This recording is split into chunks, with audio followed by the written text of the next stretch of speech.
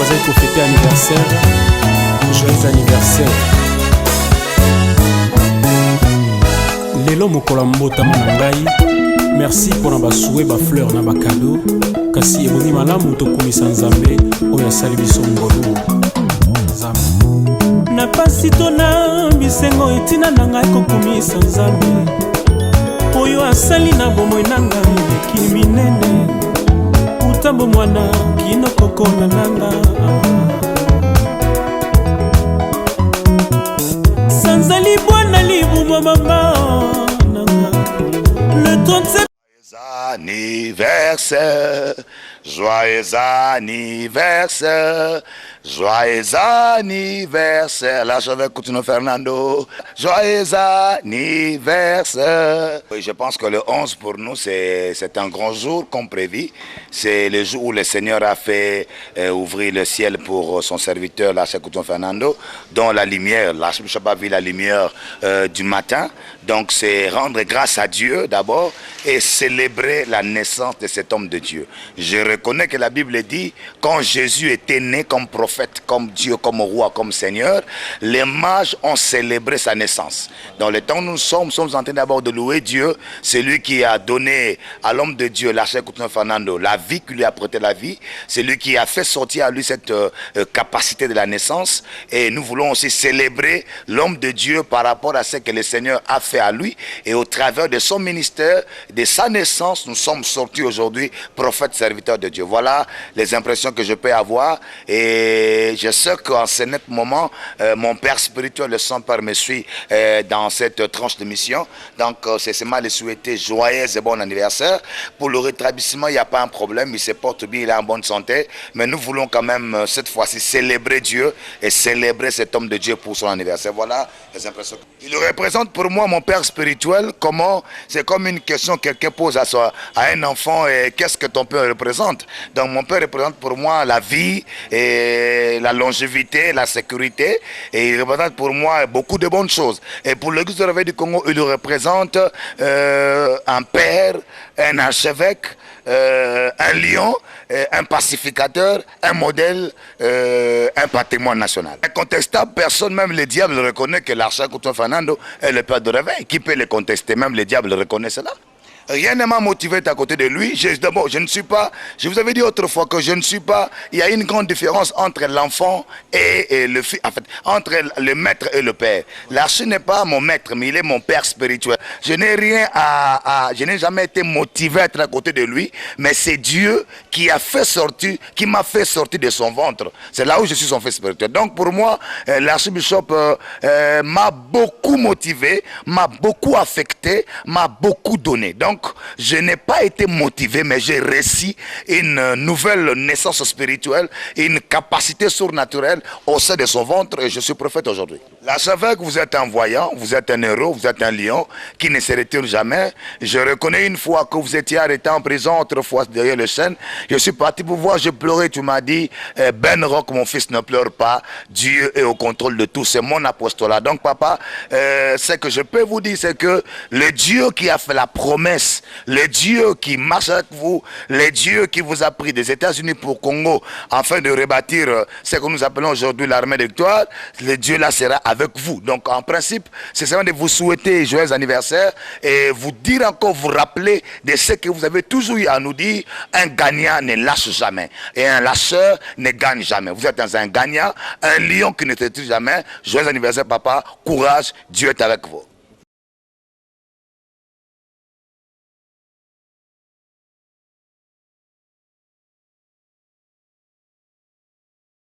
Bon anniversaire, Papa Archie. C'est votre fille Mundele, Rebecca. Je vous souhaite bon anniversaire encore. Wumela na yo papa, lelo ezali mokolo malamu mpona yo. Ndenge na lobaka na yo tango nyonso ke Nzambe asimba peso makasi poto ya kolia mbuma ya misala na yo. Vraiment, je souhaite bon anniversaire, botama malam. Bon anniversaire, papa. Joyeux anniversaire à toi, mon père. Le Saint-Père des Églises dit réveil, l'archevêque dit Congo Coutinho Fernando. Qui dit bonheur dans ta vie? Ouh, mais là, papa, c'est bien moi, ta fille, l'animatrice de la RTMV Youyou Sassou. En ce jour, combien important pour vous, papa, en ce jour de ton anniversaire, nous vous souhaitons bon anniversaire, papa. Que les dieux que vous nous prêchez se souviennent de toi et que vous vous rétablissez en bonne santé. Et nous en sommes sûrs, car très bientôt, papa, nous serons ensemble avec toi. Oumela, kakabolamu, nabomo inayo, nzambo yote akabiso, les dieux de l'armée de victoire, amonayo, à ses souvenirs nayo, oumela papa, joyeux anniversaire!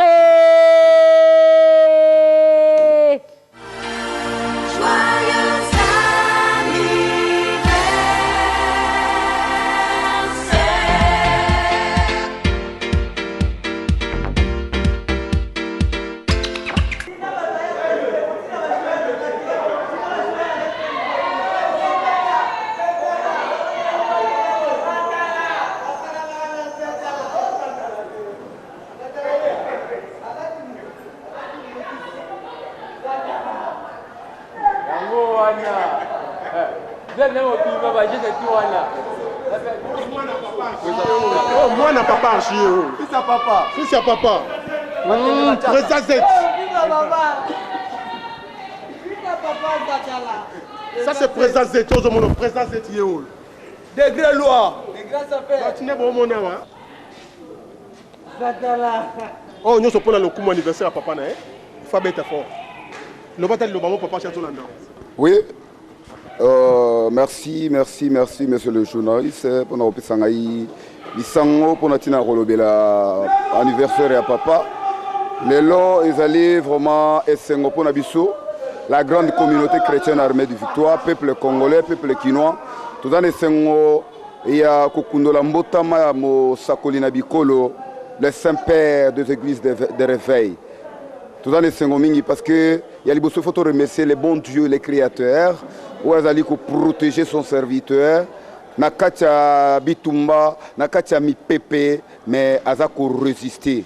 Donc, neti mukola lelo to koloba non pas à nous. Le coup mezo eba na ozonge pa na ye, souffle de vie. Oyo samba zako batela ye, elonga oyo samba zako longisa ye. Toko zongisa le coup mona et pas nzambe, oza mokeli na nyoso pe mokokisi na bilaka, mais pona mokolo ya mbotama ya papa lelo. Toute la communauté chrétienne armée de victoire, vraiment, ce que Monica Kanenge Tozali propre boye, et d'aller évangile à le Saint-Père, et d'aller évangile à le Saint-Père, ayan évangile, ayan sangomalamu, pe ayan bopeto, yango to zolanda lokolo, makomi to mokile lobaka, tel père, tel fils, tel père, tel fils. Bopeto Zalibanda, Bopeto Awande. Donc mon premier, Baye Bakabana, ya papa Nabilembo, Bomoni Ralolingi Nazali wana donc lelo, toujours Bomayango, to pesika merci. Joyeux anniversaire et pas l'archevêque Coutinho Fernando. Talaga mwana na yo kaka père na lela yo fa to lela yo fa papa bon anniversaire merci papa Bon anniversaire papa Archbishop.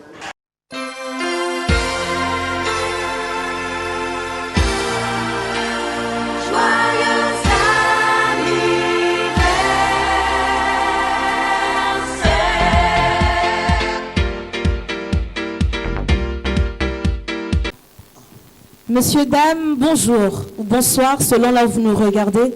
Aujourd'hui, cette émission spéciale est dédiée à l'archibishop Coutinho Fernando pour son anniversaire, bien sûr. Si vous me voyez en ce jour, c'est pour cette émission spéciale. Nous avons des invités de fou, ces enfants qui parlent, qui racontent son histoire et qui dévoilent des choses que nous ne connaissions pas. Sur ce, j'ai mes journalistes, les plus meilleurs de notre chaîne, la RTMV, dont vous êtes branchés à cet instant. Nous avons Billy Kapesa, bonsoir. Bonsoir madame. Nous avons Roméo Mananga et nous avons nos invités que Billy Kapesa présentera. Je te laisse présenter nos invités. Chers aimables téléspectateurs de la radio Télémessage de Vie, bonsoir, parce qu'aujourd'hui c'est le 11. Nous célébrons aujourd'hui l'anniversaire de Saint-Père des Églises des Réveils du Congo, l'archibishop Coutinho Fernando KF. Nous avons là la présence de l'évangile selon Coutinho avec l'évangéliste berger Didier Amouri Shalom. Je vous laisse le temps de se présenter et puis ce que ça m'a par rapport à la Simanayo. Présentation caméra néanmoins. Shalom, shalom, na pesi bon anniversaire, na monument et évangile selon Coutinho, archibishop Coutinho Fernando. Et les amis mbotama et lamu ya elinge mobali nzamba tinda kaye na mokili po asakola sango malamu. Biso bana na ye ya armée de victoire ya mokili mobimba ya bikolo na bikolo ezo souhaiter ba bon anniversaire papa Nabiso, un évangéliste berger Didier Amouri, il y a évangile selon Coutinho. Papa Nabiso. Deuxième présentation, vous avez merci mon confrère Billy Kapessa, merci à Enis Coutinho pour d'avoir co-présenté cette émission spéciale dédiée à l'archibishop Coutinho Fernando. Moi je l'appelle mon premier. L'homme qui a modernisé les églises de réveil au Congo. Alors, si c'est plateau, comme venait de le dire mon confrère Billy Kapessa, nous avons de l'autre côté, comme vous l'avez déjà suivi, l'évangile selon Coutinho. Et à ma gauche ici, j'ai le fils de Coutinho parle avec le prophète Ben Rock. Je m'en vais saluer le prophète Ben Rock. Prophète Ben Rock, shalom. Shalom, Papa Roméo. Par la grâce de Dieu. Je suis le prophète Ben Rock. Je suis l'un des présidents de Fils de Coutinho Parle. Et aujourd'hui, pour nous, c'est un grand jour. Une journée, comment je peux dire, combien extraordinaire, à qui nous célébrons, pas seulement souhaiter, mais nous célébrons la naissance du Saint-Père des Églises en Afrique au Congo, l'archevêque Coutinho Fernando. Et je ne suis pas seul, je suis accompagné avec une équipe d'attache de zone 1, je peux dire. Donc, nous sommes venus pour rehausser et puis présenter nos civilités comme le plus aimable, le plus fantastique à l'homme de Dieu pour son anniversaire. Voilà. Si je vous posais une première question en entrant, alors, est-ce que l'archibishop Coutinho Fernando mérite-t-il d'être célébré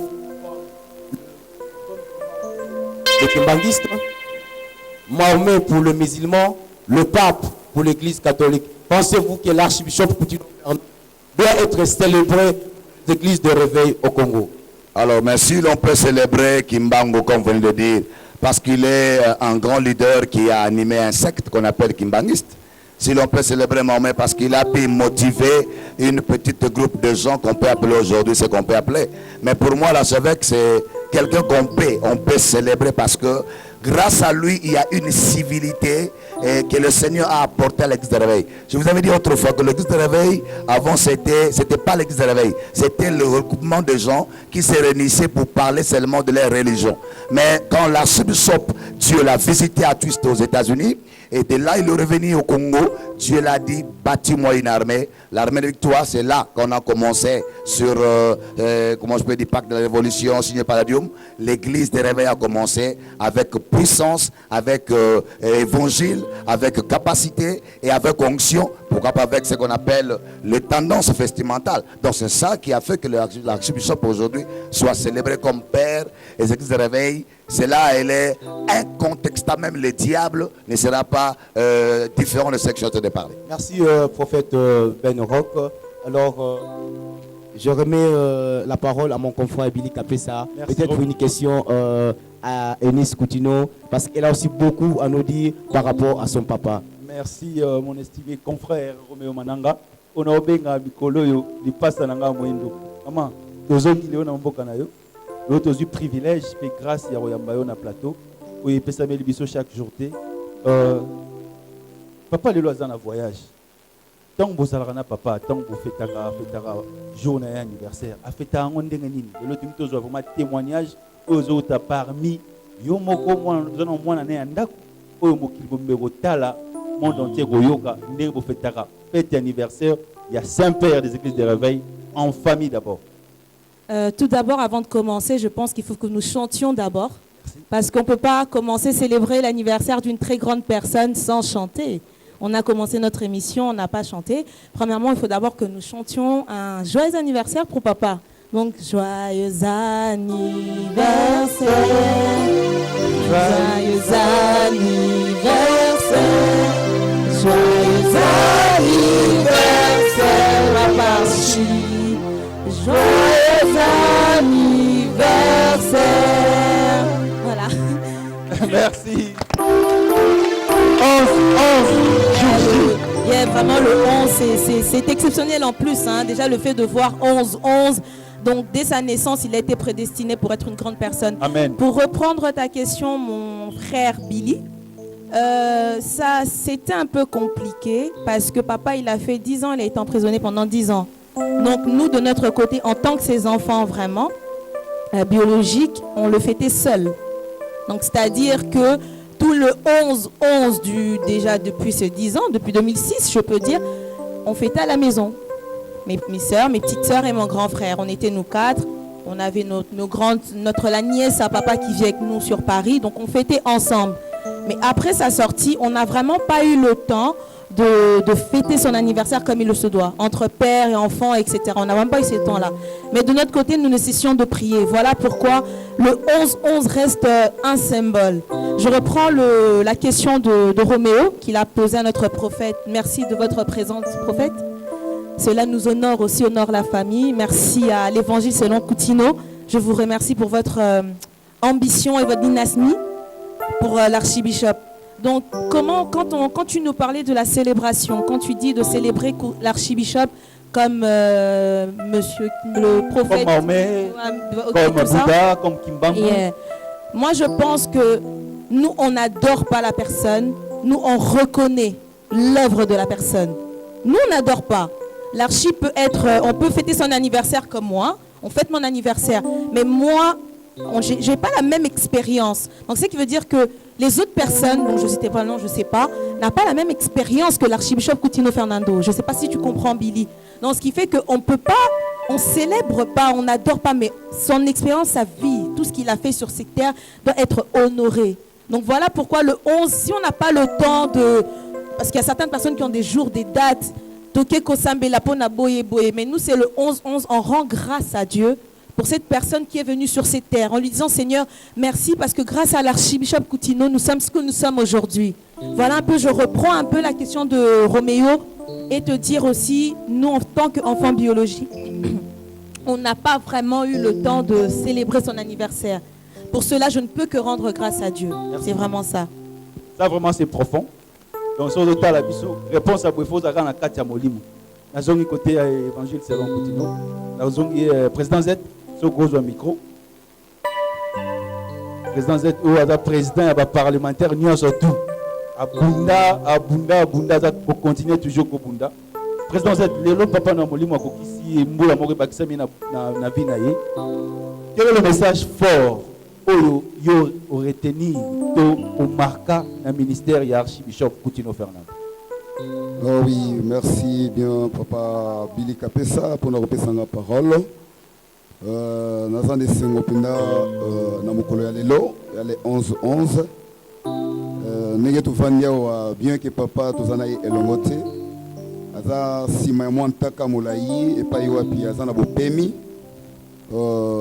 Présence na ye esili kozongela biso naza nesengo ya liboso nano nazongisi nano matondo epai mozalisi mpe mokeli na nyonso oyo atindela biso esprit oyo atindela biso homme oyo abengami papa na biso ya molimo Coutinho Fernando na kati ya banation nyonso na kati ya ville nyonso ezaka na race moko ezaka na esprit moko oyo nzambe yatindaka na kati ya nation mpo na biso ezali papa na biso ya molimo vraiment ezali mpo na kokundola mbotama na ye te mais bo elobi ndeko Ben Rock ete boyei ya papa na biso kati na libota ya bana Congo ezali kabo oyo nzambe apesela biso vraiment très et trop fort combattu abundisami mingi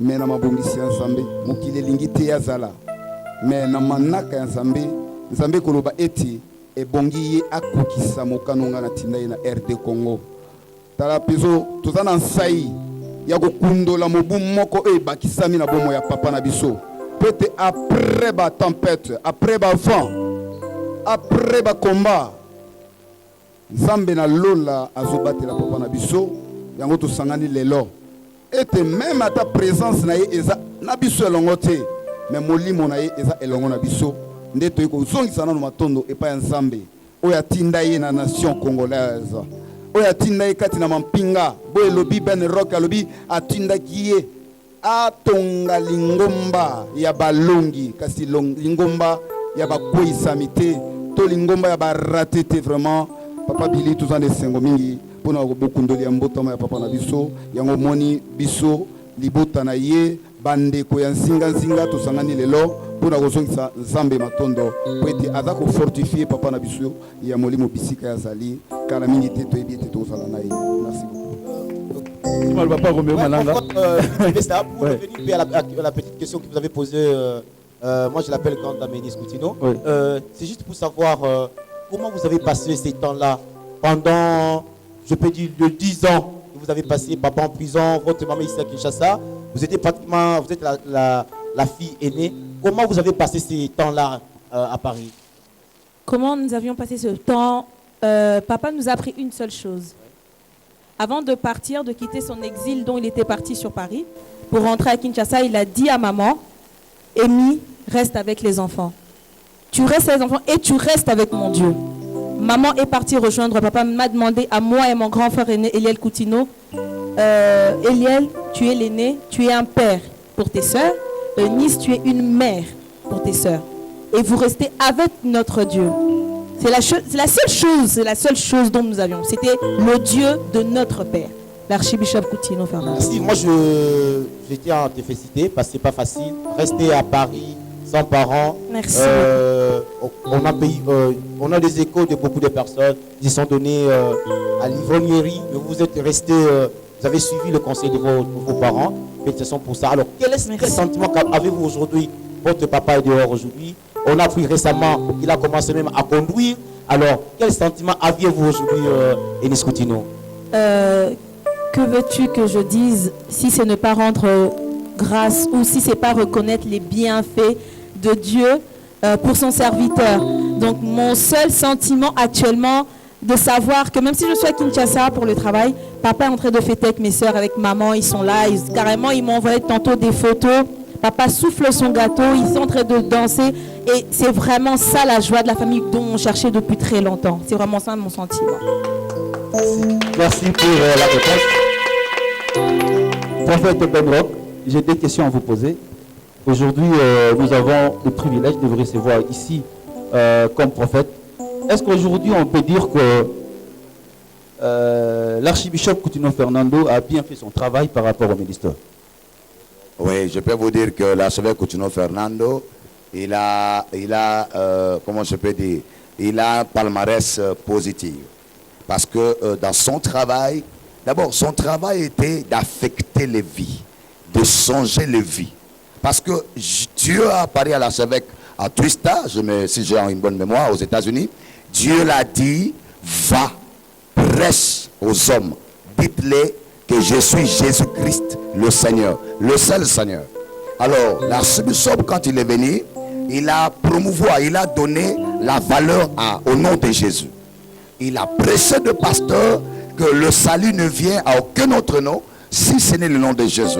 Car dans ce nom, les aveugles voient, les sourds peuvent attendre, les troupiers peuvent marcher. Et en ce nom, Dieu peut te rendre prospère.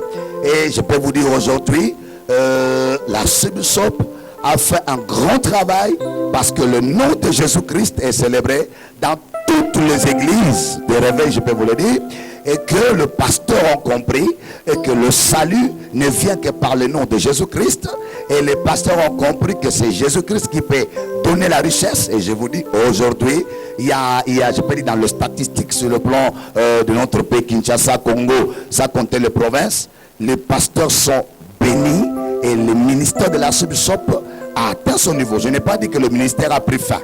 Il est dans son travail parce que Dieu l'avait dit pour 80 pays. Raison pour laquelle vous allez voir, même ici chez nous à Nyangara, nous avons 80 appartements. Ce qui veut dire, ça fait partie de la prophétie que Dieu avait parlé à tous dans époques. Donc pour dire qu'il n'a pas encore atteint, il n'a pas encore fini son travail, il est en train de continuer. Mais dans les bilans positifs, il a affecté les vies des gens. Que je ne peux pas citer ici. Je vais vous dire, l'archibishop a affecté plusieurs personnes.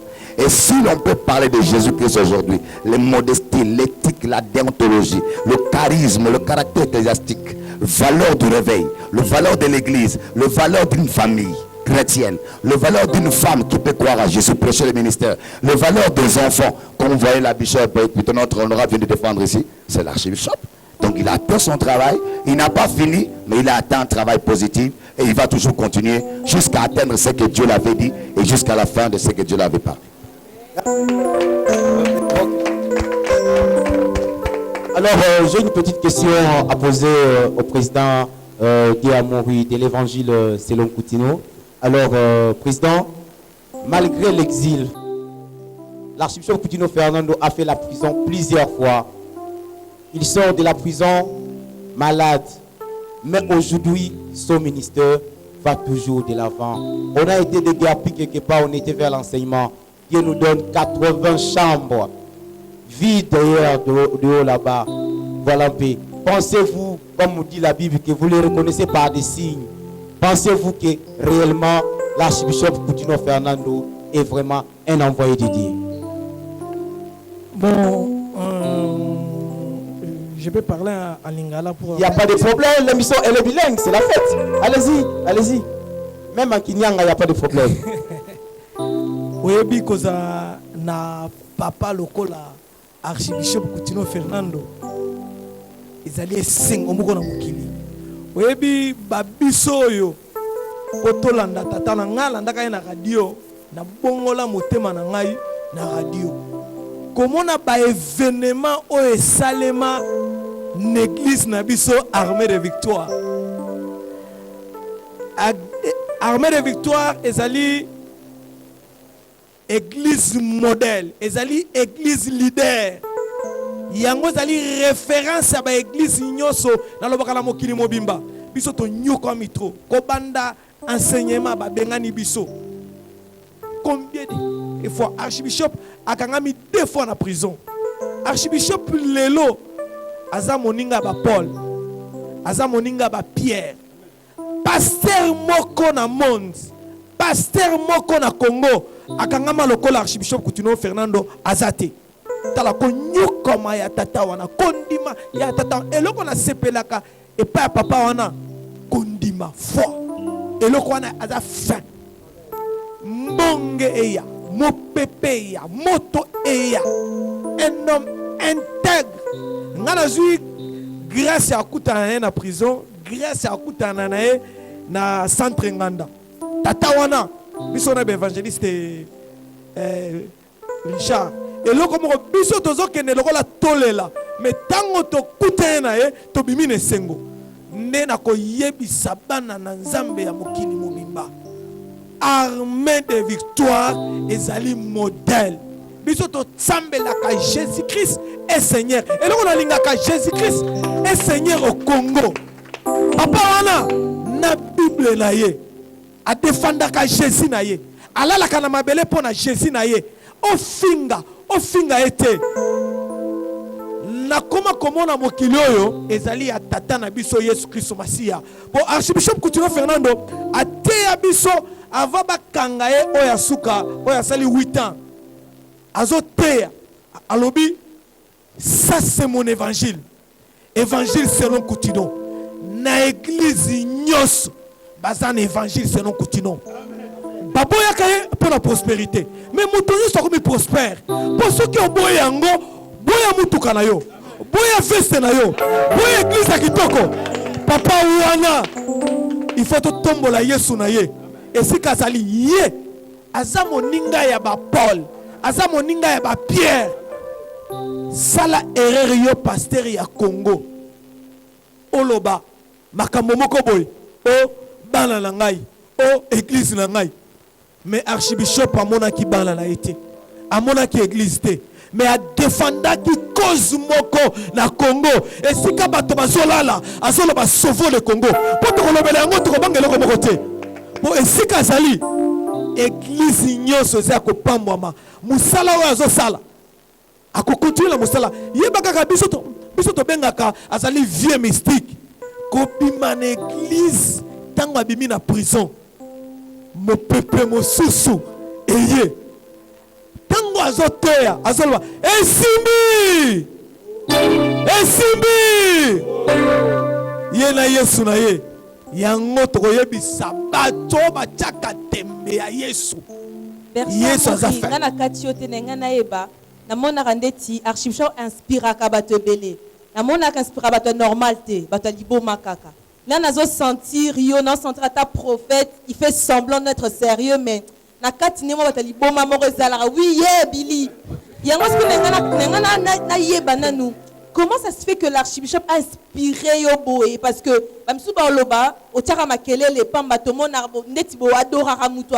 j'aimerais savoir qu'est-ce qui t'a inspiré au Sepelanamuto pour défendre Yoboé, pour le défendre comme ça. Et dernièrement, tango bimaka na télévision, la mona rolo zalaka bomba. Na moni na ba pancarte na barumbu kuna sika siège kuna zalaka. Namona prophète alati donc vraiment Koutino que Koutino aujourd'hui. Oyebi mama na oyebisa yo biso tolanda Yesu bobola te ngala kola la gombe ngala za licencié mais qui licencié na ngai pa Yesu eloko pamba biso toza maboma la Yesu archibishop ate akabato normalité biso toza le fils de Jésus. Biso tolanda tata oyo alakisa biso nzela biso babengana biso na ba famille balobi Yolandi archibishop ozo kisa biso son ngana lobi oui il faut na nano tata oyo tango la landie mais un homme mystique ngana zalaka moto ya liboma pona Yesu ngana zalaka normalité soki nazwi miko azaka sunga ite bo tata wana l'homme puissant Koutino Fernando. Je pense qu'il faut qu'on applaudisse pour ça parce que yo omona kayo boye olala kana tata ofanda kana tata mais ngana zalaka soki na komi koyoka ye na télévision 1h du matin na monaka lokola na meli drogue ya molimo Yesu yo yemoko lobi je l'ai vu ce jour-là Jésus wala atmosphère miracle et bani na centre peut-être bino archibishop oyo ozoyoka Koutino Fernando ba génération na ba to ya génération na ye babangaka ye tata wana aza tata ya blague te yo monaka soki azoteya miso na ye ekomaka lokola ya nyao soki azobina mpo na Yesu na ye yango na koyebisa baoyo batiaka tembe ya Yesu ya Koutino Fernando na Congo makambo nyonso aloba na Congo accomplissement yango bafinga moto liboma ekoma réalité tolinga te toko sauver Congo na Yesu ya Koutino Fernando. Merci beaucoup. Merci Berger. Merci. Donc je pense que Billy ici c'est chaud. Hein? C'est chaud. Avant archibishop qui est aux États-Unis, dans le enseignement, azara na reflet mo bando beta na santé. Paul, toi quand on a parce que toi la journée anniversaire, avant de te poser la question mususu soir. Parce que toi cas déjà, va faire ça là tu toi ba ma boma. Toi quand on parti bana kaka.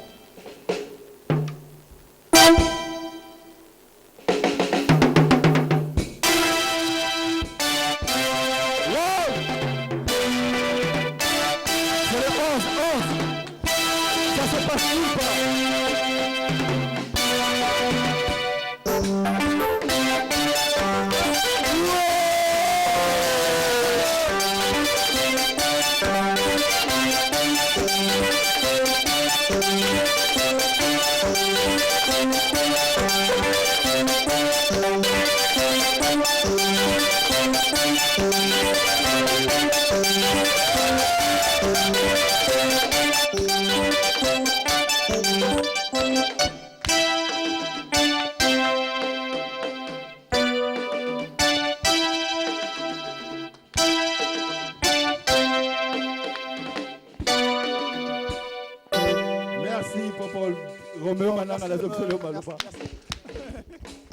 Cher confrère Billy Capessa, tu as compris que la fête, elle est vraiment totale. La fête, elle est totale, quoi. Comment? La fête, elle est vraiment totale. Billy, c'est toi qui... c'est le journaliste qui pose les questions, mais j'ai une petite question à te poser toi aussi. Est-ce que tu peux répondre à toutes ces personnes-là? Tu sais, à l'époque, nous, quand on grandissait, quand tu regardes un pasteur, faut aller chemise moi lemba lemba akanga butoti na suka okomprendre akanga butoti na suka moi li papa au senti que so bete mbata atiki na ye mutu okomprendre mais kaye faye mituka danser ba vesta danser ba finga ye ba émission esalema danser na kin ba finga ye mais lelo senti pasteur tout ata uti mboka lelo aye il faut à la ta veste à propre. Il faut à la ta veste à propre. Je me rappelle, j'étais en 2e primaire, dans l'enseignement. Mon père biologique, Alexandre Archibishop Coutinho, on appelait ça Mbot. Il ressemblait au Michael Jackson. Archie. C'était dans ça quand je passe à la... C'est l'Archie. Tu comprends? J'ai adopté ça directement chez l'Archibishop. Voilà. Donc je n'ai rien aujourd'hui à être complexé devant un journaliste qui passe sur TV5 et puis là, quand je parle là, je vois l'Archie en moi. Je ne suis pas son fils biologique, mais c'est l'Archibishop. Voilà, tout est complété. Vraiment, tu as une petite discussion dans la plateau de Tozaka. Oh, bah journaliste, il y a pas côté moi, bah chaîne moi, bonne. Non, KF. Nous avons le sang de la prophète. Prophète. Alors, allez-y. Est-ce qu'aujourd'hui, on peut dire que Dieu est content par rapport au déplacement et au voyage au Archibishop à Salaka, Colombo, États-Unis, Mboko hamburger et Liamarana Pete. Le roi Lipa a une journée, a tiki shawarma, a tiki hamburger, a na Congo, a Koutena Bishop et Mikutino, a Bali et Baboti Bana, a Kangami, Kobanda Mdolo, à l'équipe à prison. Est-ce que le Lonzamba est content de voyage? Bon, il faut y avoir des que sur le plan, il y a caricature et évangile. Zambé atindaka comme dit le berger dans chaque mboka Zamba atindaka motomoko na moko. Oyebi na sekaka mingi limisanga muke. Ça me fait beaucoup peur mais en fait sourire parce que na monaka ba congolais baza na reconnaissance te. Bon ça savoir vivre baza na ngote. Na monaka tout soki pasteur ma outi Nigeria les gens vont chercher l'affection. Les gens pas chercher l'affection. Mais ce pasteur là a son père spirituel, c'est Idaoussa. Idaoussa est le père de réveil de Nigeria. Je vois des pasteurs qui viennent. Mais au Congo, qui est le père de pays? D'abord, c'est ça. Archibishop n'était pas aux États-Unis. Il était à Twist. Dans l'école Osborne. Osborne, c'est le père de l'église pentecôtiste. Par histoire, Moutou Oya affecta Papa Nabiso Benaga, Haïti Nabala, na Kenya. Coutinho Fernando, mon père spirituel, Ala Nandakunaï. Enfin, Nandakunaï, plus de 8 ans. Attends en école, il était pas Joana Masba, na Hollande. Ce n'est pas n'importe quel pays, monsieur. Joana Masba, mission mondiale, c'est un russe, na Hollande. Allez demander à Néerlandais, Dieu l'a dit quitter. C'est-à-dire, c'est un homme mystique comme du. Un homme qui a rencontré son Dieu, il a un témoignage, il a une histoire, il a un passage, il a, je peux dire, il a. L'archibishop, c'est une Bible qu'on peut épuiser plusieurs jours. Et puis, tout aussi, c'est un modèle. Donc, Dieu est très content de son serviteur parce que, à l'Ongo États-Unis, aïe pour Nanzambe. Et tant aïe pour Nanzambe, à côté église, et église de, et binzabinzambe. Azali nabo moye, les pasteurs étaient comme ça. L'archi aïe, na style naïe, et puis c'est un Américain, il ne faut pas blaguer. Et à ce moment-là, au tali souki naïe, de cheveux, la ligne yango très bien, costume naïe, au tali classeur nango, au tali teinture naïe, il écoute le bijou parce qu'il dit que l'or et l'argent par l'éternel. Comme dit Aguinango déjà. Rolex, le président, il a commencé avec ça. Aguinango bac Mercedes, n'a pas quoi, il y a au Saranate. Et je reconnais encore tant que tu n'attends à Sombi India, Sika, à Notonga. Wana India, na Kasavubu, il n'y avait pas de parcelles construites comme ça, comme India Zali. Et il a commencé son travail. Dieu, par sa grâce, a-t-elle habité. Il faut une femme. Il faut une douce moitié. Pas n'importe qui. Moi, ne peut pas être appelé douce moitié, hein? Prophétiquement par là. L'archi non, Dieu a dit lui seulement. Abi pas n'importe qui. Ce n'est pas aller chercher Abi Emi Coutinho Mananga. Toi, la Soisirio. Et puis c'était à quelle année? Je me reconnais. Et signé par la Bible là-bas. Il a dit, bah qui combien 6? Bah Télémi Boé. Maman le Barango Yemoko. Ça va habiter Bango Teyo. Yakao. Emi Coutinho Mananga. ayebi kosa musalate, ayebi ne kolobate, azane une belle fille de famille qui ne connaît seulement étudier autre chose, yondo la prédicatrice, affectation surnaturelle. La bishop prêche aujourd'hui, papa. Papa, c'est pas divorcé. Oui, pourquoi pasteur divorcé? C'est mon avis ça. Papa, c'est papa là qui n'a noto. Papa n'a pas bolingoté. C'est pas pourquoi. Mais le ministère, il faut faire des ministères. Si on forme des ministères à ça, il faut la changer. Alors, maman Amy, aujourd'hui, je vous dis, maman côté pas maman Hollande, mais moi je vous dis, j'étais là, mais il faut voir cette dame. Maman Amy, elle est pasteur Coutinho en miniature, je peux vous le dire. Si vous regardez la grande dame comme ça, Amy Coutinho en 3 fois mon agent d'Arbilon. N'a pas parti en prison. Par quelle grande instance il y a, on appelle ça quoi encore, cours d'autres militaires, il y a Saoumba. Nathalie Paparchi. Mais Elongini Mobimba. Donc comme dit le berger, mis se changer et l'eau noir exaté. A dit Ben Rock, je suis un lion. Ça c'est un homme extraordinaire. Donc tu es très content de lui. Il a fait un grand travail. Ça c'est un père. Toujours comme ça, comme dit maman Enis, toujours comme ça archibishop. Il faut comprendre que sens et la civilité de la parole nabiso. Nous sommes reconnaissants. Tous ça reconnaissants. Vous savez aujourd'hui au Congo, nous avons mal à croire aux gens. Quand on monte à Koufi, on a fichable de fleurs. Non. Ils sont dit Makanzambe et archibishop Katangazan Abomoy. Papa, un homme extraordinaire. N'a plus ce témoignage de Brazzaville. Il est moi na Koufa, maman naye. Je dis au parler de parlement. Parler de congrès. Maman naye a sali piège a juba kisi a kundi mwana naye papa cha sambela mwana kufa wala bakeno Coutinho abomi mwana naye papa cha wani ko sambela papa c'est là où j'ai vu l'ange de Dieu comment il apparaît dans l'homme munoko kangami alinga le balang et puis le balang mo prophétique ato ngo interpréter ko interpréter ngo tata 10 ans la victoire ko interpréter papa acheter ce que ça a grec ce que ça grec naye bakate papa cha ninga le baboy nzamba à l'époque c'était encore le frère Lombotabi yebisa moi sona mwana naye nini abombi na loketu naye fongo la wekisi papa la prophétie authentique na stade munene bongo il y a beaucoup de hommes des signes extraordinaires un homme je sais pas comment je peux dire mystérieux.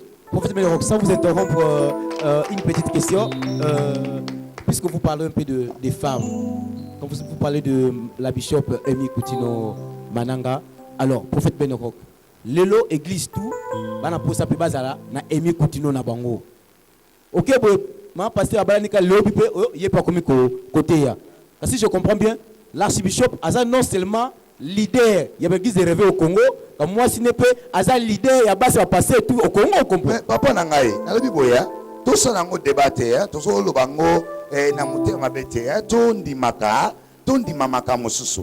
Qui peut en dire c'est que la bishop Amy Coutinho Mananga en dirait. Une femme qui était attachée à son mari. Ils habitaient encore à Mongafula. Ils quittaient la maison à 6 heures. Et Enis attend à grâce Nassima Mercedes. Maman à gauche, papa à volant. Pas sur enseignement. Il passait par rond-point Ngaba. Il a vécu toutes ces choses avec son mari. Et après quelque temps, le mari est arrêté. Injustement. Là, il faut le souligner. J'ai dit injustement, avec des preuves montées de toutes pièces par des faux pasteurs diaboliques. Je sais pas comment je peux les appeler. Et aujourd'hui, tu peux me dire, cette femme-là en dirait, au déguerpir église, pour moi qui est là-bas, je reconnais, depuis un certain mercredi, c'était le bishop Sylvain qui prêchait le soir. Sainte-Seine, maman telmi bona plateau Sainte-Seine, mboulezo betanaïmika. Une femme pareille, qui était fidèle à son mari, fidèle à son Dieu. Il a l'expérience positive. Les années. Abala star Coutinho Fernando aza star a lelote a star ya kala pona ebisa yo donc papa cha uti poto aye eloko kabola bango na batansame de Dieu zanini tandaso Fernando ya kana ngo otali mwana mobali alali yo otali suki elali yo otali bijou pasteur na le biso te la repentance ba bijou eza ba magie pesa ngabi ngabi loko na misi mbongo be na États-Unis plus de 18 ans ceux qui combien des années na sombi yango na pesa non ça c'est montrer aux gens que Jésus-Christ est prospère. Yango ya ba preuve na yango bakabwana. Donc leadership ya papa chez bandakala. Maman Amy a supporté leadership wana. Akoye bisa omoni mutakumba mazaka boye. Parce que chez bandakala hote maman. Kena oserté tout na ba image ba bisa RTNC aujourd'hui, oserté à l'époque comment il avait commencé à prêcher. Abani basta le hote mutali bosa beti stade. Na kin explose papa ansi incontestable. Avec ça marche pas. Boyango, on t'a liboso ba pasteur, à Bali n'a parlé du peuple. Célébré par un grand pasteur, à Oudi, n'a pas malibada. Je parle du peuple à l'autre. Parler du peuple à Kala. Voilà. Mariage à papa Mbate, vous avez une civilité, un homme d'État, n'a pas quoi bayaki. Il y a bien qui te peut tout de suite. Et puis, il y a des Riango, Masba, Johanna Masba, l'on a zoka moi. Notre pasteur, aux humains à Masba, comme le master na yote. Il y a un master, il y a John Masba, il y a un master, il y a Johanna Masba, Tata Naye. Donc, vous dites que la submission pas blague. Donc, ce qu'on va la faire, une femme qui prêche Jésus. Papa, vous avez une Brazzaville, femme de victoire. Vous avez bien la femme de l'an 2000. Yondo Bolo Shinde Beleke, oui, il y a un côté. Mais tout n'a pas vu ça. La femme de feu, oui, il y a un côté. Oh, dis, mais tout n'a pas vu ça. Prophète Bénéroc, une petite question rapidement. Si je comprends bien, Maman Amy Koutino, ce qui dans ma tombe lié le lot, et ça parce qu'elle est restée fidèle et pas l'archibishop Koutino Fernando. Il y a Liboso. À part fidélité ministérielle, il aime son mari. Namona pasteur Momina Linga et le rôle de Maman Emite. Papa a dit, papa m'avait dit, papa m'avait parlé, papa m'avait dit pion, papa m'avait dit gêné. C'est comme ça. Donc, alinga mobali naye, et puis mobali naye alingi sa nzambe naye. On sait que na mobali yango wana. Et troisième élément, aza fidèle, aza organisé na mobali naye. Ayebi ke nzamba benga sa mobali na ngai. Je fais tout comme balanga so bisangai. Yango gloire Maman Amy Koutino, il faut te célébrer au nom de Merci. Merci à toutes les personnes qui sont scotchées et cimentées à la radio télémessage de vie. Aujourd'hui, nous sommes le 11. Donc, ils ont fêté, ils ont célébré l'anniversaire. Il y a KF. Il y a père spirituel, il y a rodé faté, il y a papa, il y a encadré, il y a le rotaki dans le néant. Qui est la première ligne alimentée, on a Billy Capes, on a Zui. Diplôme, on a tracé, on a journalier. Mais il m'a façonné, il m'a ramassé dans le néant. Ce qu'on a au Lobanoni, yo le Balangani. Tous les côtés, évangéliste selon Koutino. Richardson, évangéliste. Il y a tout le monde parce que quand tu prêches déjà, onction, il n'y a pas de temps, ils allaient déjà. Lelo le 11-11. Au Golobani, il y a peuple en Zambo, il y a biso Lelo. Et puis au Golobani, il y a Saint-Père, il y a biso place à Zali. Par rapport à Bougie, Moko et Baksami la Vinaï. Merci beaucoup pour la parole, Billy. Merci beaucoup pour la parole. Je pense que journée à Lelo est une journée très important pour l'homme de l'archibishop Koutino Fernando. Zambe Asali a ajouté un plus dans la vie dans le moment où tu peux traverser un moment tellement difficile dans le ministère. Et tout ce qu'il a traversé dans le moment où il y a l'évangile, ça fait partie de l'apostolat. Et ça fait partie de l'apostolat. Et ceux qui ont tali apôtre Paul, un jour, dans l'enseignement, l'archibishop venait prêcher, et c'était à cela qui de tilt. Donc pourquoi? Alors, je pense que nous Koutino Fernando, nous avons apôtre Paul. Et toute l'église était calme quand il a prononcé cette parole. Alors, nous avons apôtre Paul. Alors, nous avons mawa. Et l'église, ma deuxième équipe des années qui chaos. Puisque alors une parole très efficace. Et je vous dis que c'est un homme de Dieu à ne pas imaginer. C'est un homme de Dieu très puissant, très intelligent. Et je vous dis que l'évangile Didier Koukuta na centre Nganda pour confirmer bisou, pour accepter l'évangile selon Koutino. Pour parler pendant 3 heures du temps. Après qu'il prend bisou, il nous a dit beaucoup de choses. Aïbisi bisou qui est né pour ça Moussala. Et puis,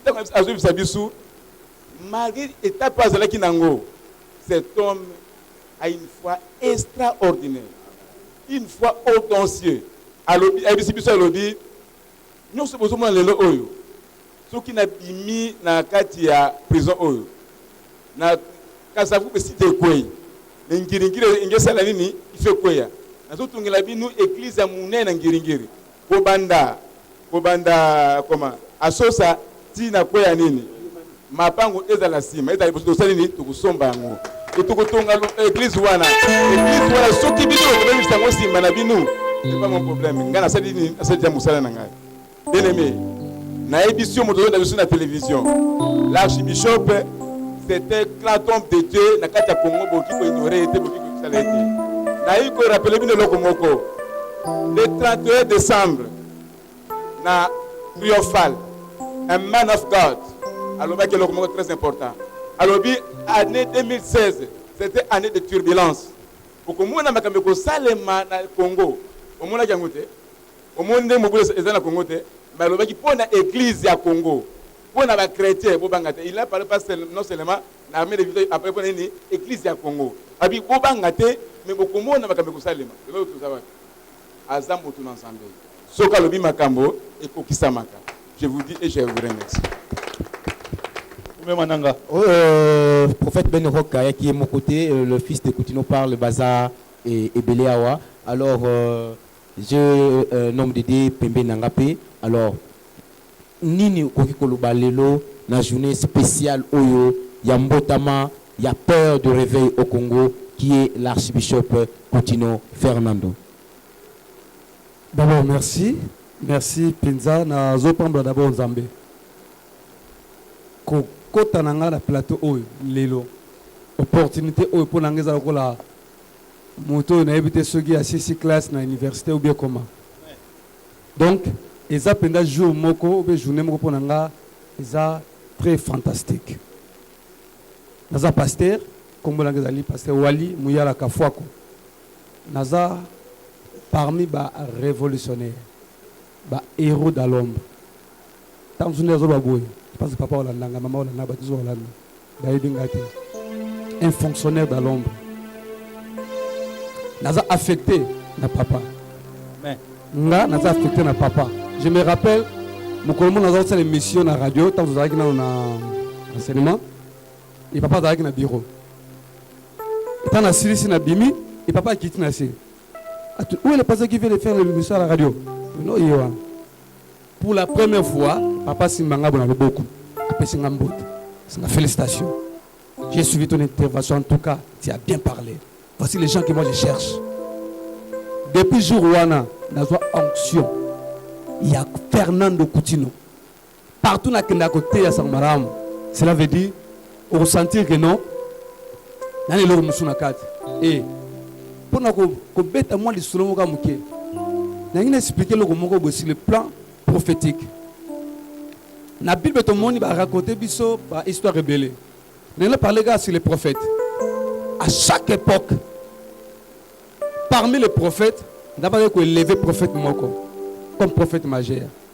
Exemple, Nathan Moïse, Dieu a élevé Moïse comme prophète majeur. Amen. Nathan Élie, Dieu a élevé Élie comme prophète majeur. Amen. Tout consort. Mais là, on a l'église des réveils. Il y a aussi un prophète majeur qui s'appelle Koutino Fernando. C'est lui le prophète majeur de l'église de réveil.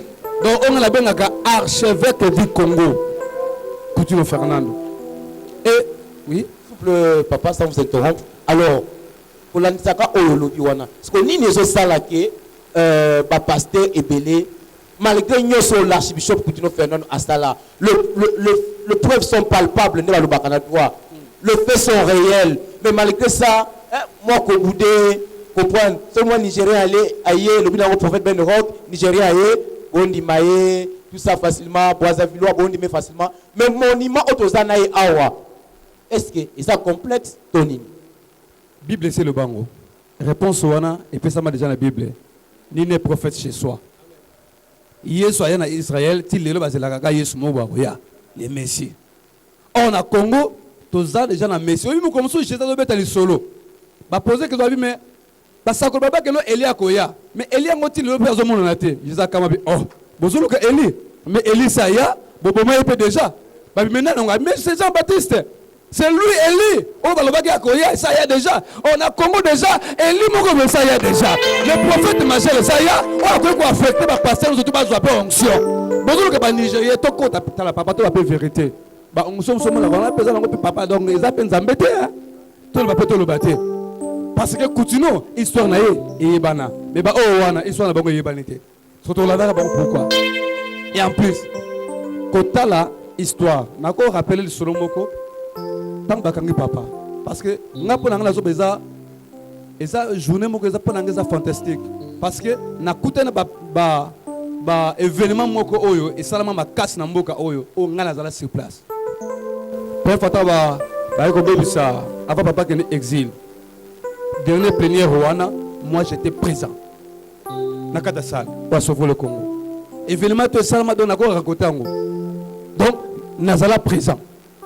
Deuxième fois, quand on est dans le stade, le dimanche, papa Tei, tant à Zongue, le comme ça qui va proche, na quatre organisations, na quatre non, voilà. Quand on est dans l'église, tant que papa attend moi le bamoko boye, na par rapport au stade, détourner stade, pardon, l'église. Événement salama na quatre églises, ngai présent. Peut-être tant sous église, toi tu vas te au camp. Tant que papa va au camp, sur le camp na zobabo. J'étais la première personne où à côté de la radio, à cette alerte qu'on a arrêté le pasteur Coutinho Fernando. Il route à l'ombre. Papa ko kamo so moninga. So la beto lisona le cas. Na verse na mata ba mi ko ndima te papa. Toza ba guerrier. Merci, c'était une révélation. Roméo ngana linga kina zongela nanu le berger a mouru. Azana posa ko dévoiler le comment concernant maman Emi. Dans moi net zo et gratter. Net ba maman Emi belé na Congo. Yo expliquer nan phénomène wana. Maman Emi,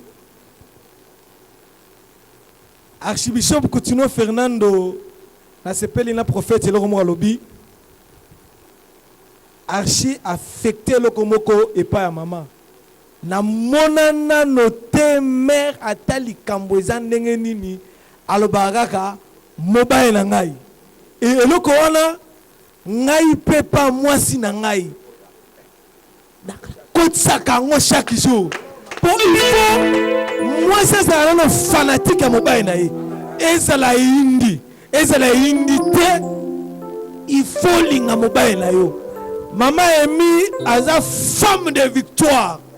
Aza maman moko a changé ba donner ya ba maman. Tomona ba passer mosusu ba na kolobabi moi c'est ate. Mais zoa mobali oyo pasteur aza na onction na Congo ata en Amérique. Ozu maman Emi otie na pointe. Maman Emi ako beta na évangile ya blagité. Na monaka mère boki ko sona ye mais soki atelemi na ngwende na ye awa akomi ko commander mokili ozala mobali ozala ministre ozala président okokwela na bokonzi na ye ezali secret moko na ki koyebisa yo wana nde bayebaka un serviteur de Dieu. Mwasi na ye molongani na ye mopanzi na ye akomi na race na ye. Mama Emi aza na race ya Archibishop Coutinho Fernando.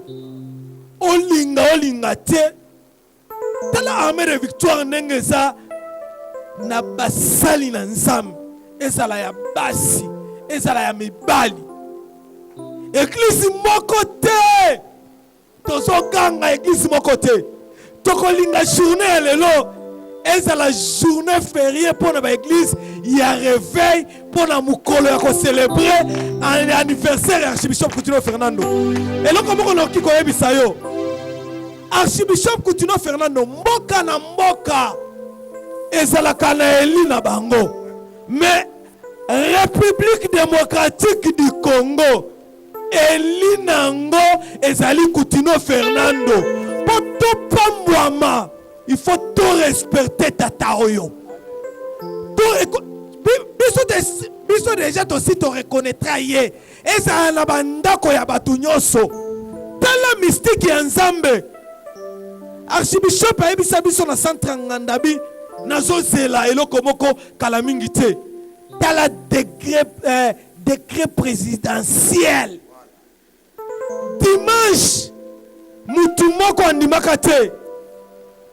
Tofanda la télévision boye Toyoka ba libéré Archibishop Coutinho Fernando na bengi frère Thierry Ndunga neve na ya boyi abi okosinga amour na bi zo télévision tiango eningisa mokili mobimba wana za grandeur ya bunzambe a négocier asala atinda moto moko te po asalela ye alukela libération te mais baangelu na lola balobi Coutinho Fernando ake asimbi mokonzi ya mboka asinyi yango alobaka eloko moko alobi kaka moto akangaka ngai kaka moto wana nde akolibere ngai bomonaka yango te azali mutu moko biso na ministère ya tata wana ngai lelo naza boyi eza témoignage eza Coutinho Fernando papa na nga abota nga atangisa ngai na boyi te mais ngai na deuxième graduat na futa minervalité po biso toza batu ya maboma ya Coutinho Fernando balobaka bino boza ba fanatique ya Coutinho oui il faut tout cela ba fanatique na ye ba musicien mokili ba pesa ka eloko moko teme bato bakenda kololela bango libanda e bongo moto ala kisio bunzambe moto ala kisio vie éternelle tata wana nakoki koyebisa République démocratique du Congo omoni nyonso ezo salema mpona nini tozo reconnaître monument moko te eza na koloni moko nzamba kitisa na Congo mutu na ye koyi nano te il faut accomplir mission na ye ane alobaki ezali ane ya victoire na accomplissement yango ezo salema ezala ministre ezala sénateur ezala député pour mandat wana ekosila mais mandat ya Yesu Kristo Masia biso toza ba ministre ya Yesu Kristo Masia ti tokokotaka na libulu ne mandat na biso esili yango tozoyebisa mboka oyo lelo moto akolanda biso ozala na ndako ozala bisika nyonso lobata moko bon anniversaire papa Archie Zamba pambola yo okomona yango nazongile sikoyo mama oyo mama Bishop Emi Coutinho yango nakoki koyebisa bapasero bakondanaka bana basi abi bateya Archibishop alobaki eloko moko babi natindi basi bakende koteya soki ayambisi muto Yesu ese mutu wana akende lifelo be akende lola mais moto akende lola botika biloko wana binzambe na biso ya armée de victoire et bouleversa mokili mobimba yango nakoki koyebisa Congo tozali sauvé po tozali na papa moko Archibishop Coutinho Fernando tozali na mama moko mama Emi Coutinho Fernando a changé ba donné ya bana basi yango toyebisi bato nyonso na Congo Jésus-Christ est Dieu au Congo olinga te Yesu azali Nzambe pona compléter mon berger oui prophète oyebi déjà le makamo eza beaucoup plus prophétique pasteur Paul makamo eza plus prophétique quand le pasteur parle de l'apôtre majeur prophète majeur amen le prophète majeur selon la Bible selon la prophétie il est reconnu par le contenu de son message. Si on appelle Moïse prophète majeur, c'est parce qu'il a écrit le Pentateuque. Or, le Pentateuque n'est pas 36 livres, n'est pas Ancien Testament. Même Jésus, par rapport à l'alliance à Israël, il est plus petit que Moïse. Parce qu'il n'est pas prophète majeur. Un prophète majeur, il y a un Nouveau Testament, pas un Ancien Testament. L'archibishop Coutinho Fernando, pourquoi on l'appelle prophète majeur? Parce que on tenait. Je prends 3 exemples. École ainsi de Timothée. En église, je passe à la télé. La déontologie, la Christophanie, la théophanie. Il passe sur le paraclet, le Saint-Esprit, l'école de Sanetra, école de la prospérité. Papa, Dieu dit ma pasteur combien maté à un mois sur l'école de la prospérité. Enfin, la TV, je vous dis. Les pasteurs étaient révolutionnés par l'archibishop. Donc c'est un prophète majeur. C'est un leader. Merci pour la bishop Emi Coutinho Mananga n'a pas reconnaître le papa Archie en dehors de l'Orebélé. D'abord, il est licencié en eschatologie. C'est un licencié en eschatologie. L'eschatologie, c'est une science qui étudie les événements, la prophétie du passé et du présent. Et bien, les apôtres majeurs, non par la révélation, ce sont des scatologues. batanga scatologie na théologie, azoya ko expliquer bino, je parle sur l'Israël. Ce n'est pas la prophétie, mais je vous dis l'archibishop touché par l'esprit. Les bons makatabi, je ne prêche pas la théologie. Quand la théologie tue, à Bengal, l'omboto, amenez-moi mon diplôme, il est malette naïe. Abim sa diplôme, il y a théologie. Or, on a États-Unis, mon frère, à déchirer. Abim, je prêcherai Jésus. Tala mutabongo, on va l'air à bongo. Attends la classe naïe pendant combien des années, à qui n'a pas de Jésus a passé diplôme. Et puis, Ando Yawana, ana éthique. Donc, papa archi sera télémi, je vous dis aujourd'hui. C'est pas dit pour dire qui t'a passé. Si papa archi a télémi, toi-même tu sens que j'ai affaire à un homme de Dieu, à un père, à un leader. Et ce qu'il n'a eu, il m'a ressenti. À Pessas comme mère, je me reconnais encore, donc un procès. Un monsieur voyou diabolique touché par le Saint-Esprit, par l'esprit diabolique, il appelle l'archibishop ou archicriminel. Et après quelques temps, non, il faut tomber en négociation à comparaître. Mais je vous dis, maman, où t'es Goya, et à qui procès, il y a débat contradictoire. Les juges précédents, non, nous voulons voir la bishop Mikuto Mananga, à l'Ekanabar, mère à l'Ekateremi. Maman, mon personne, par l'Ekateremi. Si quand on va poser question, papa, son zamba bengayo, à Otabilo Katinayo. Au senti mère, au fin à mobile naïe, pour tout que tout son adjoint à leader, à leader ou les face ça.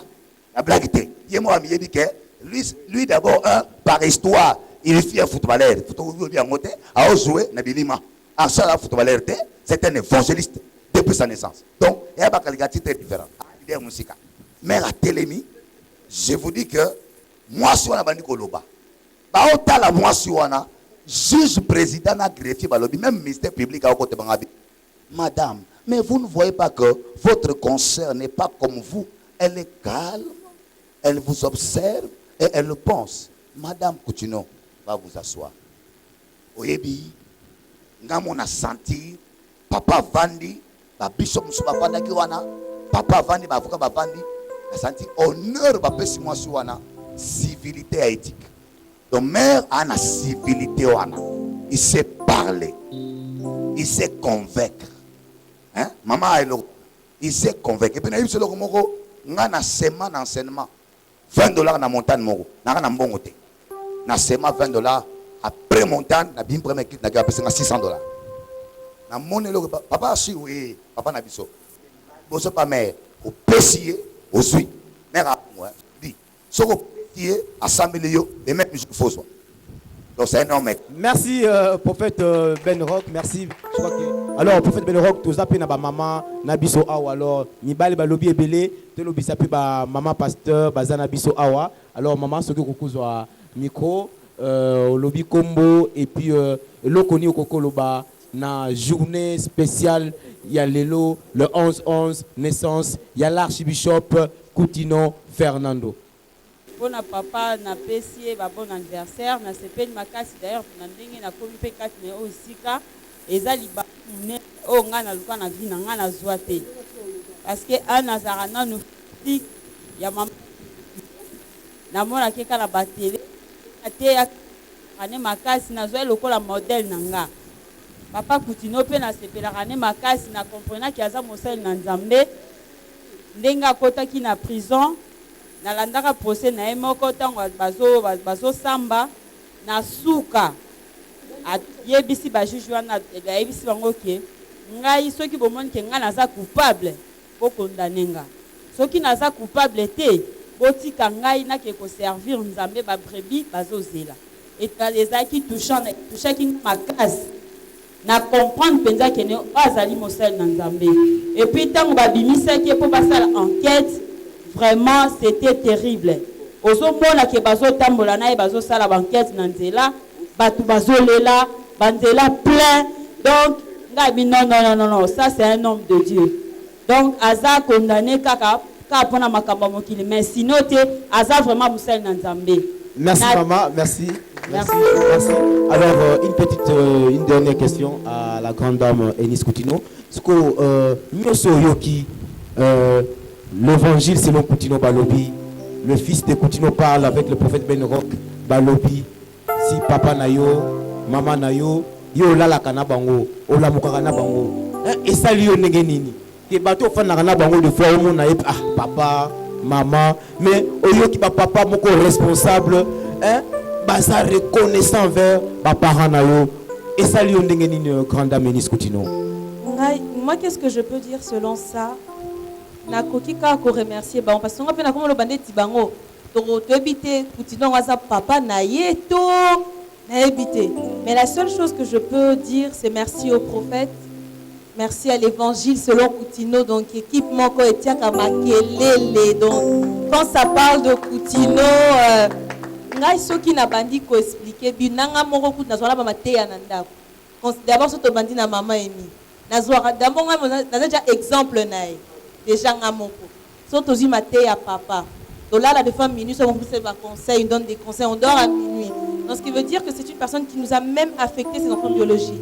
Donc en les voyant comme ça, je trouve ça normal, je trouve ça vraiment normal. Non, pour Nanga, c'est vraiment normal. Madame Eunice, lelo, les anniversaires, il y a père biologique nayo. Ce que le bani le ba moko, oh non le bani te banda bozala naï. Monde otala bino lelo, monde entier otala lelo. Ce que le bani le ba moko papa, oh banda boti atangisi yo comme le grand dame non le bani te. Ce monde goyo kamole. Mais Billy, et le conigno na lobate, ça je sais pas. Si je lui dis papa je t'aime, bien encore bien maman je sais que tu m'aimes tout le temps. Quand on part dormir, papa est-ce qu'on peut prier ensemble? Ah, qu'est-ce que tu veux que je lui dise à part que je l'aime? Je sais. Donc et là qu'on a lobaté vraiment à mon papa, mon meilleur ami tu sais. Donc et tout. Je ne peux que lui dire que je l'aime et cette année, à part tout ce qui s'est passé, c'est le passé. Maintenant nous voyons le futur. On sait que là il est tellement en bonne santé que il y a 2 ans, 3 ans passés, ce qui a 6 ans, et c'est le roté. Merci maman. Nous avons une évangile sur un continent. Ce qu'on a vraiment rapproché à papa. Parce que nous avons une histoire à papa. Nous avons un papa de musique. Des fois, on est caractère le beaucoup. Nous avons rapproché à papa par rapport à journal. Nous avons l'homme en noir Rigen. Monde entier le lelo. Son ko s'est présenté le anniversaire à papa, son rôle l'appelle le Bamako et puis le bien appelle le Bamako. Oh non, le ban a été par rapport à journal lelo. Oui, mingi ezaka ke lelo to sanganya wa pona eloko moko spécial 11-11. Donc une année de plus na papa na biso archbishop. Comment na archbishop ya prison pour ya comment na lisusu archbishop ya centre nganda. Oh, batutu babande doto ndimaki te ke lelo inane oko bakisa mesu na vinayi. Mais lelo nzamba sali grâce inane bakisa mikati na papa na biso. Parce que kotala papa c'est tout biso ba oyo tozwaka chance ya kozala na ye tina nganda. Donc omona papa boye tango azaki na nganda okondima te ke papa okoma lobi. Amen.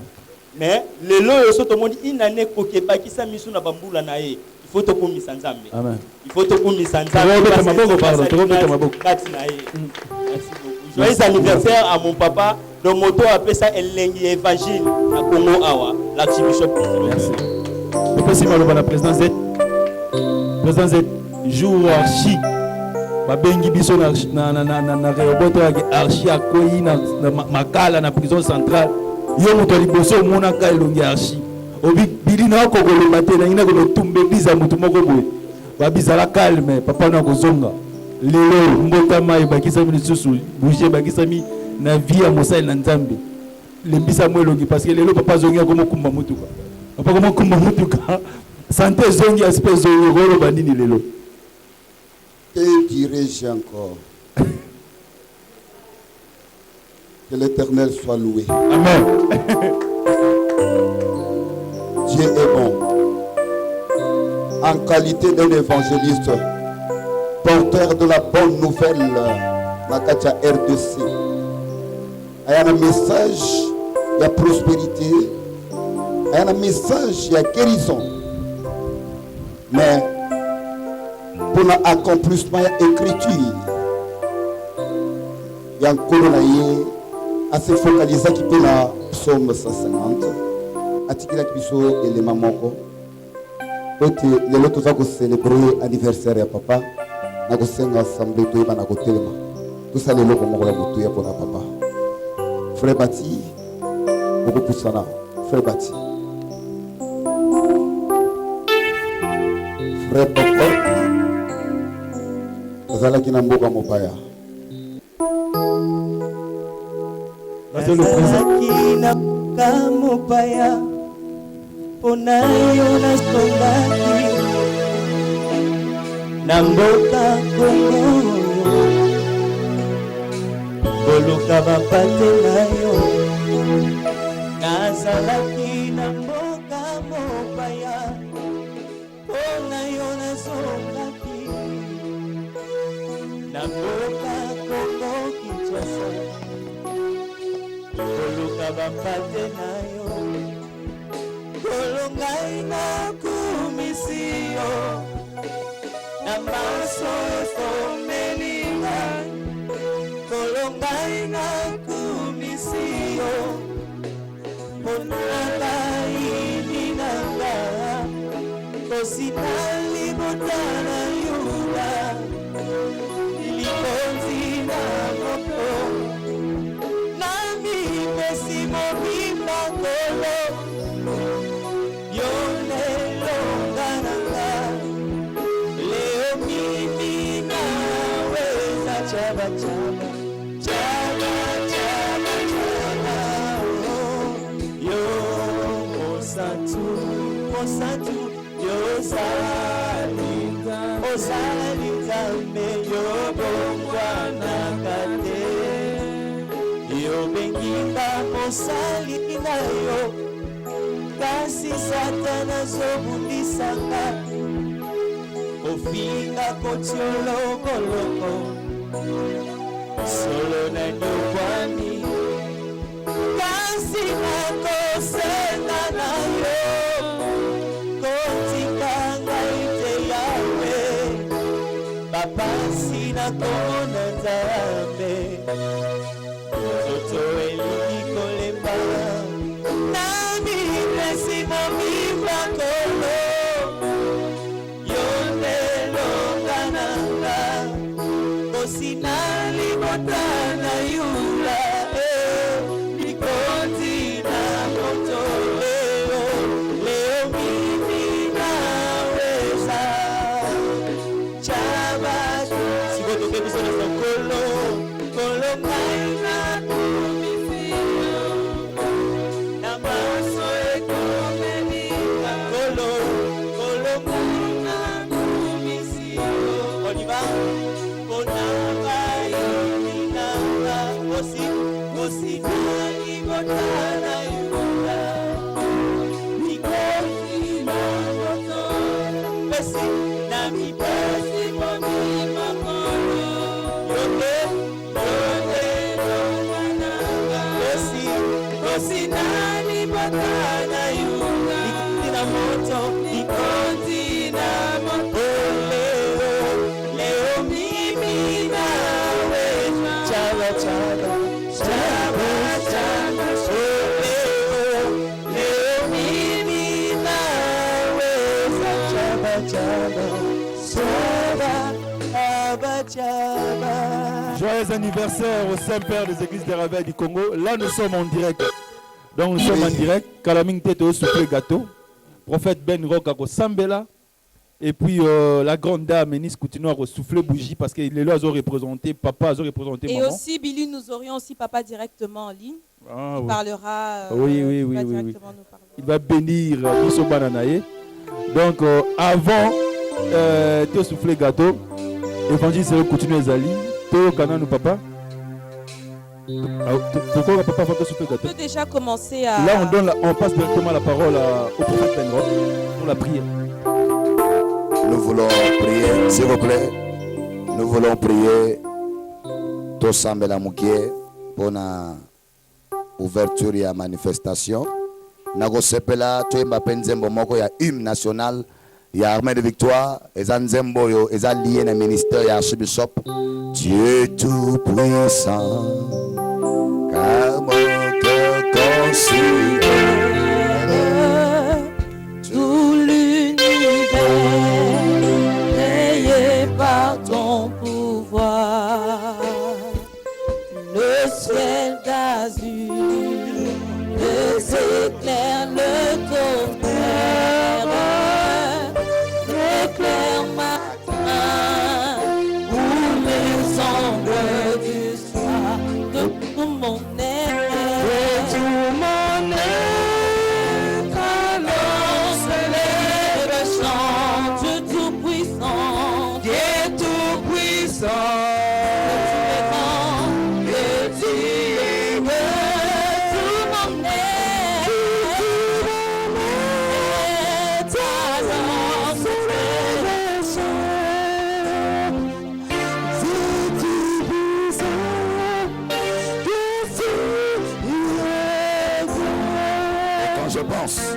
Et quand je pense aux sublimes mystères,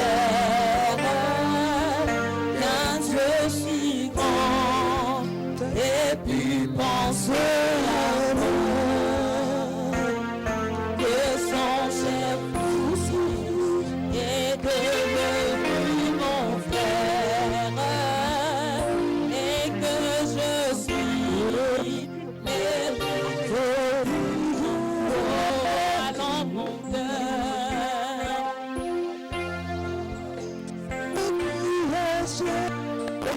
Oh, que tu es grand, que tu es grand, oh Dieu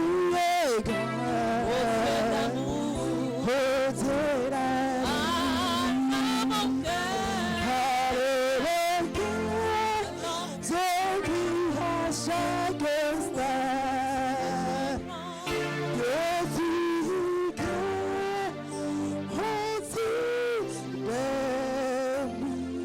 Je pense que l'archibishop, il est déjà en ligne. Si à la régie, on peut nous envoyer papa en ligne, s'il vous plaît. Nous sommes au 89 avenue Nyangara, à Sosangiringiri. Donc, au Badbaïbo Sanarate, Bayebi Ango. Aujourd'hui, c'est son anniversaire. Nous le fêtons avec vous. Je le fête avec vous, avec toutes personnes qui sont là. Donc, je pense que papa, il est déjà en ligne. Allô, papa, c'est Eunice au téléphone. Pardon? C'est maman Eunice au téléphone. Hein? Allô, papa, c'est maman Eunice au téléphone. Nous sommes en ligne à la RTMV. Donc, c'était pour que tu puisses parler au peuple selon pour ton anniversaire.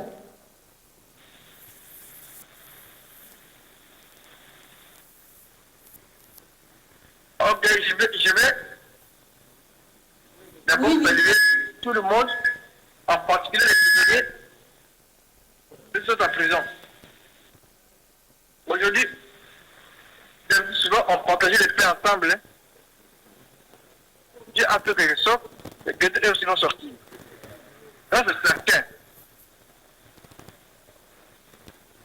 Donc, merci pour tous ceux qui m'ont soutenu. Et ceux qui partagent les paix avec moi pour mon jour d'anniversaire. Je pense voir ceux qui sont nés aujourd'hui avec moi. Je leur souhaite aussi bon anniversaire.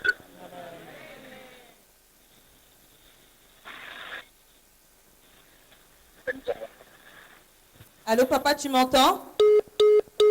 Je pense que c'est bon. On a déjà eu l'essentiel. Donc, papa s'est adressé à tous les prisonniers qui ont fêté avec lui son anniversaire pendant les ans, tous les années qu'il était incarcéré à Makala, c'est ça? Donc, il a dit qu'il pense à vous.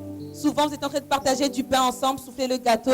Aujourd'hui, il est à l'extérieur, mais il a toujours une pensée pour vous. Il pense toujours à vous. Pour cela, merci. Moi aussi, de ma part, pour moi aussi, je vous remercie de cela.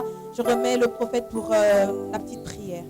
Nous allons prier. Seigneur notre Père, le Dieu de la Bible, le Dieu vivant, le Créateur incréé, le restaurateur des âmes, le Dieu de l'armée de victoire, le Dieu de l'archibishop Coutinho Fernando.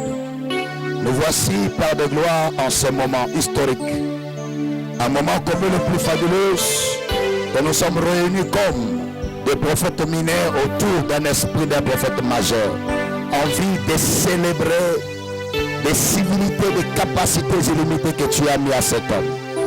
Et aujourd'hui, Seigneur, pour nous, c'est un grand jour, car je reconnais, la Bible dit ce jour-là, quand tu as guéri quelqu'un, une dame a dit, heureux la joie, c'est la dame qui a allaité cet enfant.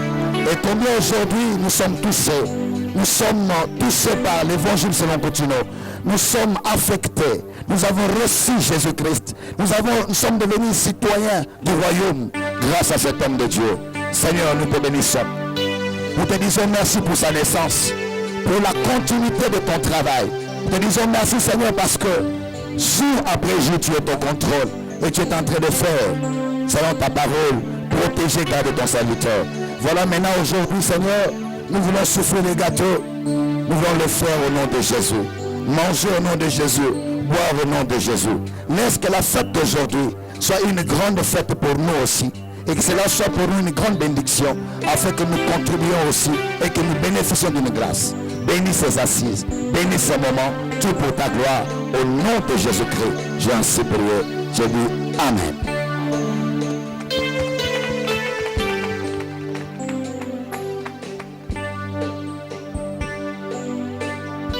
Là, nous sommes en train d'attendre le bougie pour te souffler gâteau. Gâteau est soufflé par Maman Enis Coutinho. En attendant, docteur pas frère Popol, Tobina, en attendant soufflement la bougie. Mais avant tout ça, confrère Billy, n'oubliez pas tout ce que vient dire l'archibishop Coutinho Fernando. Bien qu'il est en Europe en train de mener une vie luxueuse, mais il a une pensée à ses amis en prison.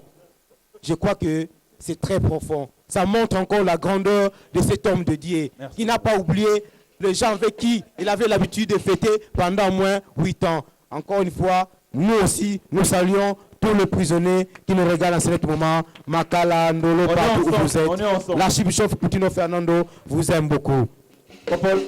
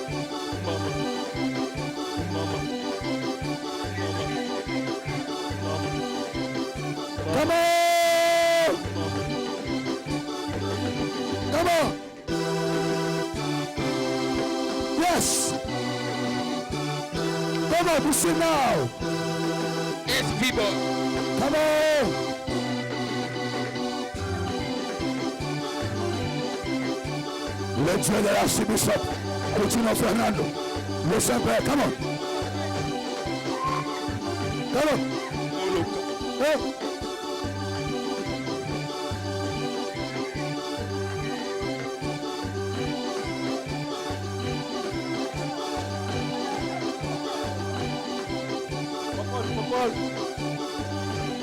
Popol.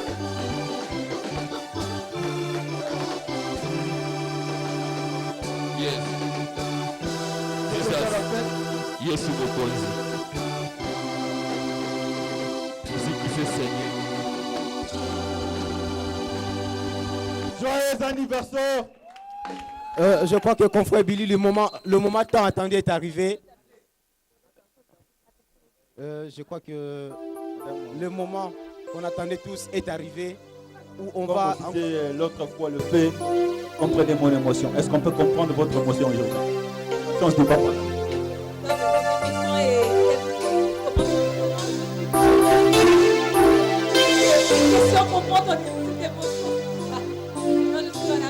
Merci. Comprenez que c'est la vie.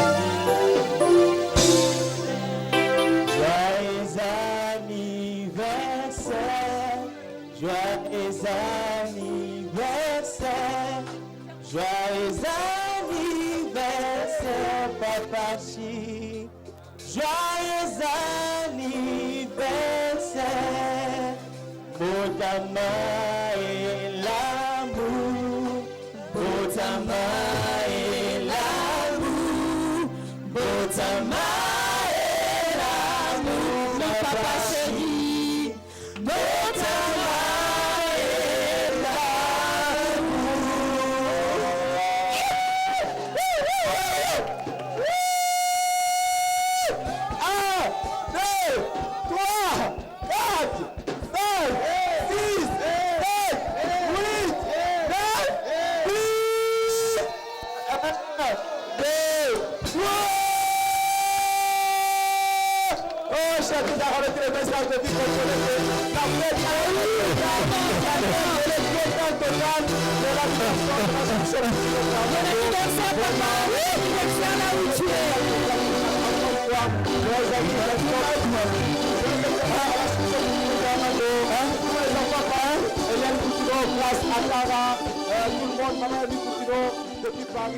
Joyeux anniversaire, joyeux anniversaire.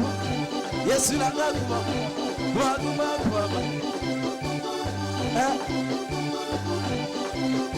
Bolingola Nzambe, bolingola Nzambe. Nzambe apambola bino. Bolingola Nzambe, bolingola Nzambe. Bolingola Nzambe, venez prendre les gâteaux. Come on. Come on. Kumama. Kumama. Kolesu kumama. Kolesu kumama. Kolesu kumama. Comprenez que la fête est totale avec Bolingola Nzambe. Bolingola Nzambe, Bolingola Nzambe. Toujours là, toujours en position. Ici, now, come on. And Jesus, now, come on. Go. Come on. And ici.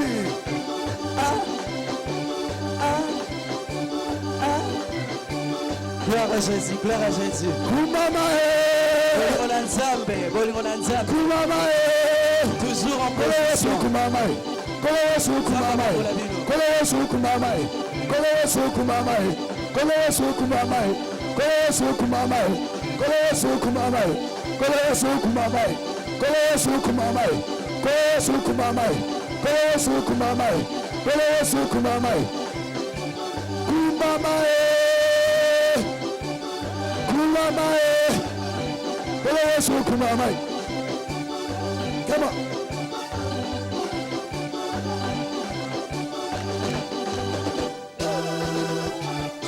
Come on now. You sing now, come on. Come on now. You sing. You sing now, come on. You sing now, come on. Maintenant, comment?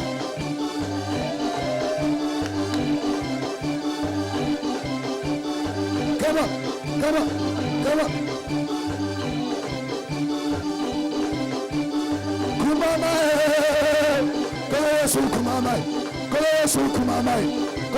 Kumamai. Joyeux anniversaire, papa, aussi. Que Dieu te bénisse. Le Dieu qui t'a appelé, le Dieu qui t'a choisi, le Dieu de la méritoire, soit avec toi. La solution, le voyant, le bourreau, le vieux père, président, Saint-Père, l'homme puissant, l'homme de la prospérité. Nous signons que là, ça c'est l'évangile continué. Nous signons que là, go! Comment? Ça c'est l'évangile, c'est le Coutinho. Le fils de Coutinho parle. Yes. Come on.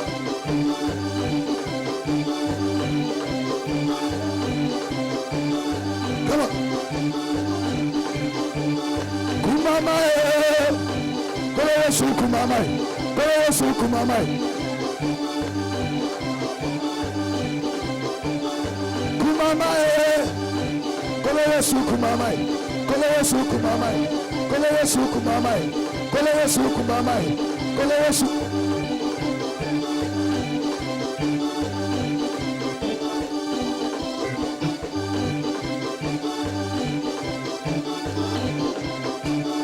Kumala.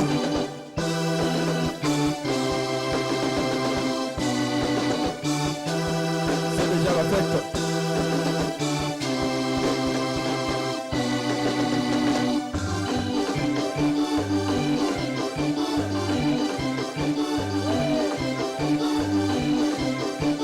Ça c'est mon évangile, ça c'est l'évangile selon Coutinho.